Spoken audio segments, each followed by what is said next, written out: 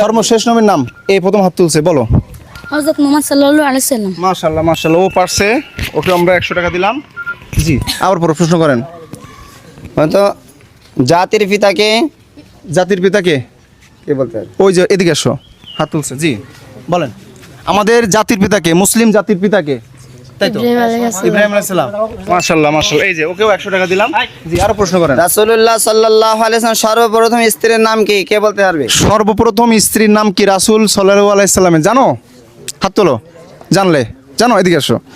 জি, খাদিজা। খাদিজা, ঠিক হয়েছে উত্তর। জি মাশাআল্লাহ, এই যে 100 টাকা।